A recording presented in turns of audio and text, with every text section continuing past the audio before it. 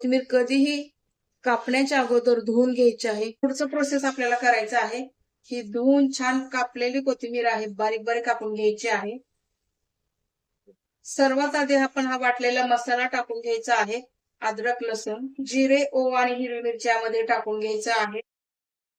हिरवी मिरची फक्त 3 होती, तर त्याप्रमाणेच आपल्याला थोडं तिखट टाकायचं आहे. तिखट आपण किती खाऊ शकू याप्रमाणे.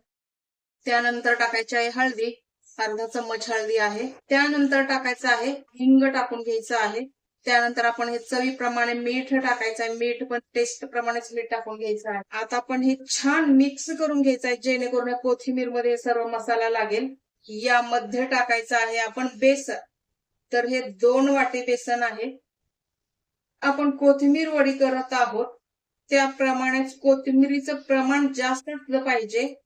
बेसनपेक्षा थोडं थोडं पाणी टाकून आपण घट्ट असं हे मळून घ्यायचं आहे. जास्त पातळ नाही मळायचं आपल्याला. यामध्ये आपण पूर्ण 2 वाटी बेसनचा उपयोग केलेला आहे. त्याच वाटीने 3 वाटी कोथिंबीर होती. चला, तर हे छान मळून झालेलं आहे. तेल गरम होण्यापर्यंत ठेवून देऊया. जास्त पण ठेवायचं नाही, यामुळे काय होतं की हे पातळ होतं. तर पातळ नाही करायचं आपल्याला, इन्स्टंट हे बनवून घ्यायचं आहे. पॅन गरम करायला ठेवलेला आहे, त्यामध्ये आपण तेल टाकायचं आहे. मिडियम हीट वरती तेल आपण छान गरम करून घ्यायचं आहे. चला मंडळी, तेल गरम झाल्याच्या नंतर काय करायचं आहे आपल्याला, पाण्यामध्ये थोडासा हात बुडवायचा आहे. तुम्ही जसा हवा तसा तुम्ही आकार द्यायला. चण्याच्या डाळीचे वडे करतो त्याप्रमाणे मी याला आकार देणार आहे. मिडियम हीट वरती आपण हे छान फ्राय करून घ्यायचं आहे. जास्त जाडं नाही करायचं आपल्याला, पातळच करायचं आहे. त्यामुळे काय होईल की आतून पूर्ण फ्राय होईल हे.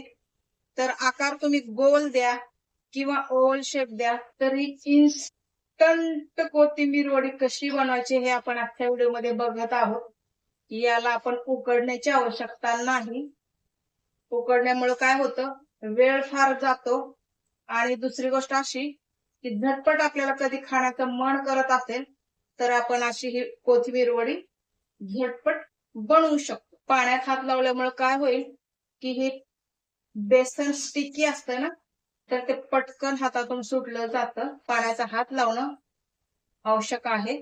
एक साइड पूर्ण फ्राय होऊ द्यायची छानपैकी. नंतर आपल्याला याला पलटी करायचं आहे. छान खुसखुशीत कुरकुरीत अशी वडी लागते. खायला तुम्हाला फार आवडेल. इन्स्टंट, झटपट, त्याला पण काय फार वेळ लागत नाही. कोथिंबीर फक्त छान कापण्याच्या अगोदर धुवून घ्या, कारण माती वगैरे असते. थोडासा ब्राऊन कलर आला की आपण हे काढून घ्यायचं आहे. जेव्हा आपण फ्राय करू तेव्हा गॅस आपल्याला हाय नाही ठेवायचा किंवा